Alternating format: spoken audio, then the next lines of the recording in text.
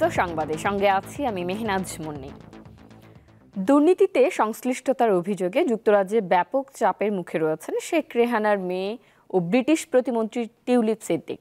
এমন পরিস্থিতির মধ্যেই নতুন করে আলোচনা এসেছেন তার বন্ধু ও সালমান এফ রহমানের ছেলে শায়ান ফজলুর রহমান। তাকে নিয়ে এক প্রতিবেদন প্রকাশ করেছে ব্রিটিশ সংবাদ মাধ্যম ডেইলি মেইল।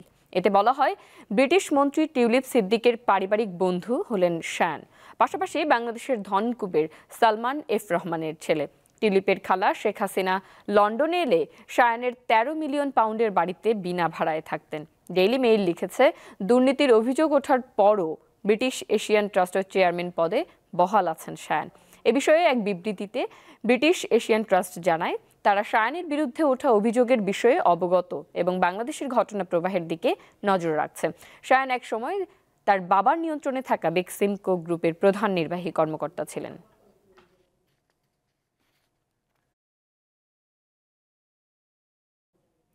চাকরিতে পুনর্বহালের দাবিতে আবারও সচিবালয়ের সামনে অবস্থান কর্মসূচি পালন করছেন অব্যাহতি পাওয়া পুলিশের শিক্ষানবিশ উপপরিদর্শকেরা। সকাল থেকে সচিবালয়ের সামনে অবস্থান নেন অব্যাহতি পাওয়া ৪০তম ব্যাচের ৩২১ জন এসআই।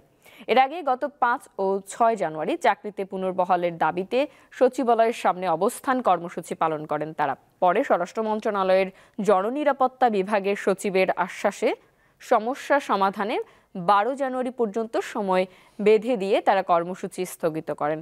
এর মধ্যে কোনো সমাধান না পাওয়ায় ফের সচিবালয়ের সামনে অবস্থান নেন অব্যাহতি পাওয়া শিক্ষানবিশরা। এ বিষয়ে জানাতে সচিবালয় থেকে যুক্ত আছেন আমাদের সহকর্মী মেহেদি হাসান।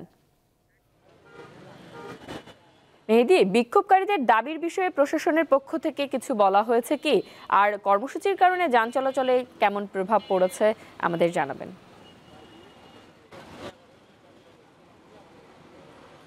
মুন্নি, তারা সকাল থেকে ৩২১ জন যে শিক্ষানবিশ উপপরিদর্শক রয়েছেন তারা কিন্তু এখানে অবস্থান নিয়েছেন এবং তারা শান্তিপূর্ণভাবে রাস্তার পাশে দাঁড়িয়ে তাদের কর্মসূচি পালন করছেন এবং তাদের আজকের এই উদ্যোগ নেওয়ার বিষয়টি কারণ হচ্ছে ১২ জানুয়ারির মধ্যে তারা সময় বেঁধে দিয়েছিল জননিরাপত্তা বিভাগের সচিবের কাছে।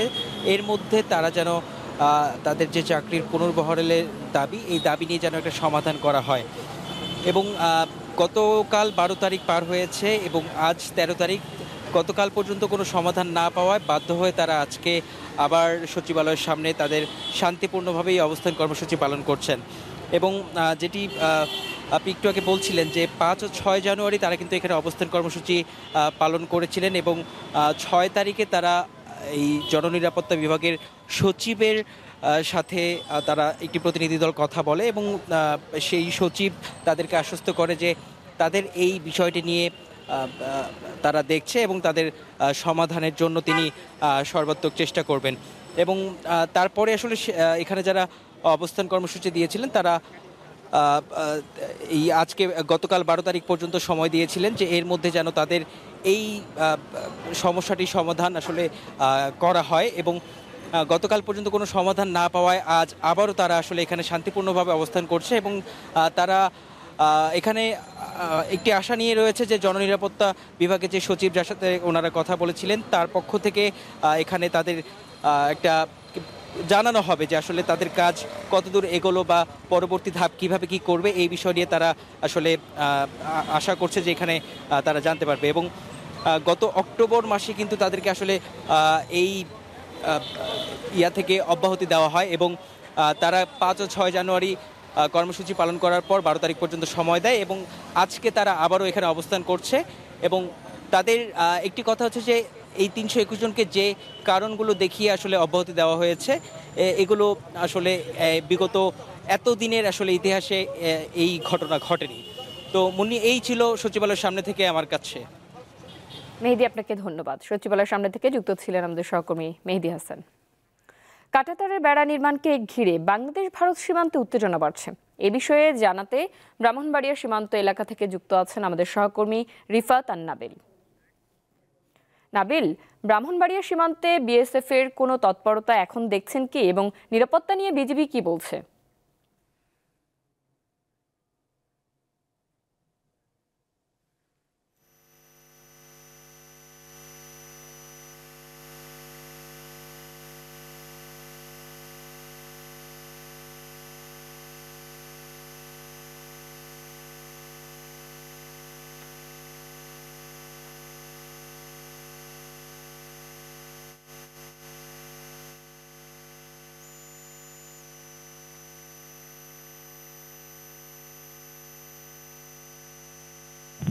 তো আগরতলা এখানে গত বছর ডিসেম্বরের 2 তারিখ কিন্তু বাংলাদেশের সরকারি হাই কমিশনে একটি হামলার ঘটনা ঘটে।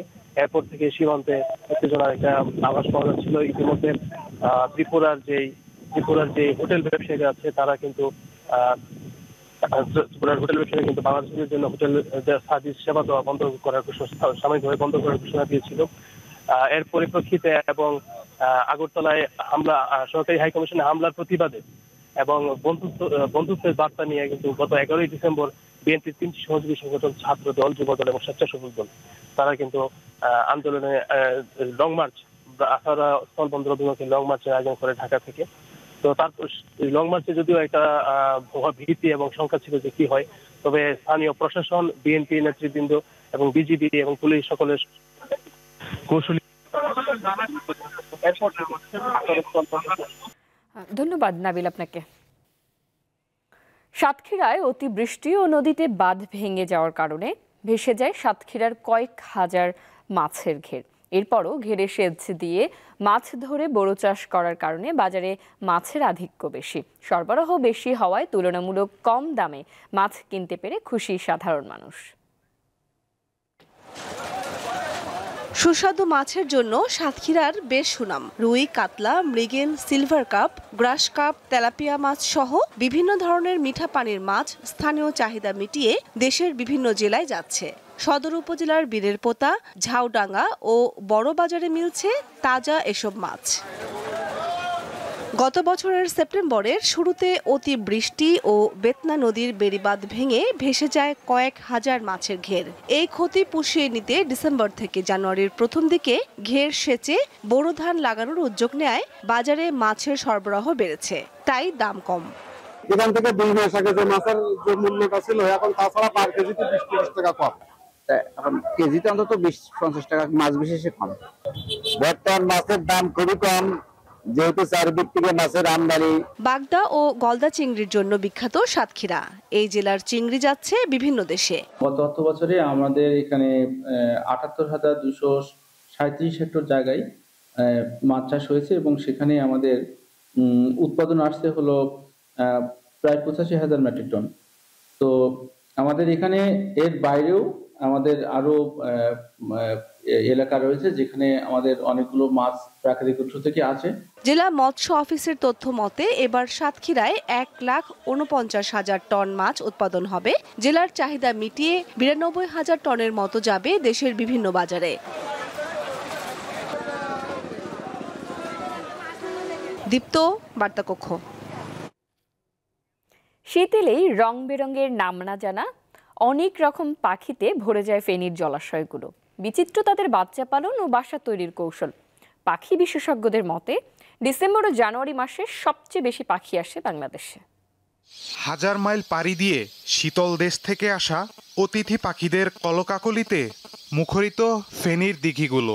প্রতি বছর ডিসেম্বর মাস থেকে শুরু হয় জেলার বিভিন্ন দিঘিতে অতিথি পাখির আগমন। ফেনীর সরস্বতী ইউনিয়নের আম্বারা দিঘি, আলিমুদ্দিন মুন্সি দিঘি ও ধর্মপুরের বটুয়া দিঘিতে দেখা মেলে বালিহাঁস, রাঙাময়ূরী, পানকৌড়ি সহ বিভিন্ন প্রজাতির পাখির। এসব পাখির জলকেলি ও উড়ৌড়িতে মুখর হয়ে উঠেছে দিঘির চারপাশ। এসব দিঘিতে পাখিরা যেন নিজেদের রাজ্য গড়ে তুলেছে। পাখি আর প্রাকৃতিক নয়নাভিরাম অপরূপ এ দৃশ্য উপভোগ করতে দিঘির পাড়ে আসেন পাখি প্রেমীরা। প্রত্যেক বছর শীতের মৌসুমে আসে, আবার গরমের মৌসুমে চলে যায় অতিথি পাখিগুলা। আমাদের কাছে খুবই সুন্দর লাগে। দূর দূরান্ত থেকে অনেকজন লোকজন আসেই দেখাশোনা করে। আমাদের কাছে খুবই আনন্দিত লাগে, খুব ভালো লাগে। 1982 সাল থেকে এই পর্যন্ত আমরা এগুলো রক্ষণাবেক্ষণ করে আমরা রাখতেছি, কাউকে আমরা শিকার করতে দিই না। তবে গ্রামবাসীও এসব অতিথিদের রেখেছেন পরম যত্নে, রক্ষা করছেন শিকার থেকে। পাখিদের নিরাপত্তা দিতে কাজ করছে তরুণ স্বেচ্ছাসেবীরা। আর সার্বক্ষণিক নজরদারির কথা জানালেন বন বিভাগের এই কর্মকর্তা। আমরা আমাদের পক্ষ থেকে যেন কোনো মানুষ তাদেরকে ডিস্টার্ব না করে বা তাদের কোনো সমস্যা না হয়ে যায়, আমাদের বন বিভাগের পক্ষ থেকে আমরা নিয়মিত টহল প্রদান করছি। ভিনদেশি পাখিদের নিরাপত্তা নিশ্চিত করলে আগামীতে আরও পাখির আগমন বাড়বে বলে মনে করছে পাখি প্রেমীরা। দীপ্ত, বার্তা কক্ষ। ইফাদ মোটরস লিমিটেড তাদের ঢাকার তেজগাঁও ফ্ল্যাগশিপ শোরুম থেকে প্রি বুক করা রয়্যাল এনফিল্ডের মোটরসাইকেলগুলো ডেলিভারি শুরু করেছে। এছাড়া চলতি জানুয়ারির মধ্যেই বাংলাদেশের বিভিন্ন প্রান্তে রয়্যাল এনফিল্ড তাদের 9টি এক্সক্লুসিভ ডিলার শোরুম চালু করবে এবং সেখান থেকেও মোটরসাইকেল ডেলিভারি শুরু হবে। এক সংবাদ বিজ্ঞপ্তিতে এসব তথ্য জানানো হয়। বিশ্বের অন্যতম জনপ্রিয় মোটরসাইকেল ব্র্যান্ড রয়্যাল এনফিল্ড গত বছরের অক্টোবরে ইফাদ মোটরস লিমিটেডের হাত ধরে বাংলাদেশে যাত্রা শুরু করে।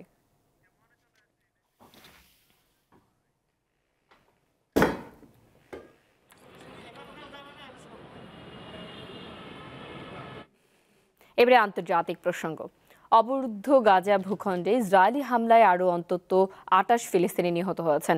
এতে করে উপত্যকাটিতে মোট নিহতের সংখ্যা 46,550 ছাড়িয়ে গেছে। গত 5 দিনে ইসরায়েলি হামলায় অন্তত 70 শিশু নিহত হয়েছে বলে জানিয়েছে গাজার সিভিল ডিফেন্স সার্ভিস। আল জাজিরার এক অনুসন্ধানী প্রতিবেদনে বলা হয়, উত্তর গাজায় 100 দিন ধরে চলমান ইসরায়েলি হামলায় 5,000 ফিলিস্তিনি নিহত হয়েছে। এই অভিযানে অন্তত 9,500 জন আহত হন। এদিকে গাজার যুদ্ধবিরতি এবং জিম্মি মুক্তি বিষয়ক চুক্তি নিয়ে ফোন আলাপ করেছেন মার্কিন প্রেসিডেন্ট জো বাইডেন ও ইসরায়েলের প্রধানমন্ত্রী বেনিয়ামিন নেতানিয়াহু।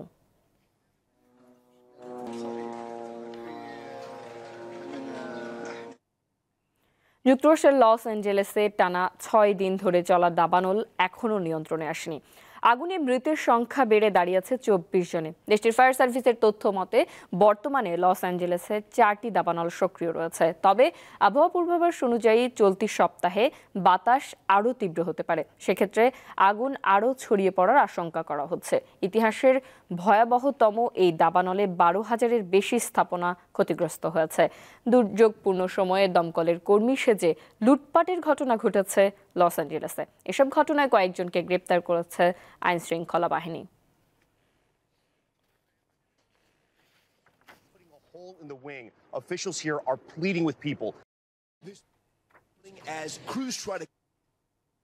আফগানিস্তানের তালেবান সরকারের শাসনকে বৈধতা না দিতে মুসলিম নেতাদের প্রতি আহ্বান জানিয়েছেন শান্তিতে নোবেল বিজয়ী মালালা ইউসুফজাই। রোববার পাকিস্তানের ইসলামাবাদে মুসলিম দেশগুলোর মেয়েদের শিক্ষা বিষয়ক এক সম্মেলনে মালালা এই আহ্বান জানান। তিনি বলেন, তালেবানরা নারীদের মানুষ বলে মনে করে না, তারা লিঙ্গ বর্ণবাদী ব্যবস্থা প্রবর্তন করেছে। ধর্মীয় ও সাংস্কৃতিক যুক্তিতে তারা এই অপরাধকে আড়াল করে রেখেছে। তাই আন্তর্জাতিক আইনের আওতায় এই শাসন ব্যবস্থাকে অপরাধ হিসেবে গণ্য করে আফগানিস্তানের তালেবানদের বিরুদ্ধে সোচ্চার হওয়ার আহ্বান জানান মালালা।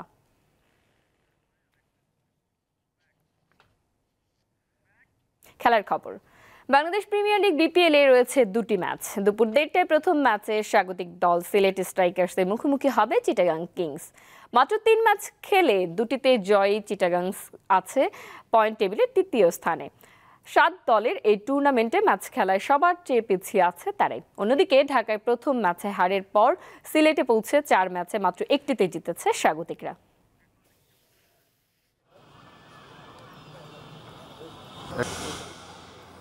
এই ছিল এখনকার মতো। আমাদের পরবর্তী সংবাদ বেলা 2টায় দেখার আমন্ত্রণ রইল। এছাড়া তথ্য বিনোদনের নানা খবর পেতে যুক্ত থাকুন দীপ্ত ডিজিটাল প্ল্যাটফর্মে।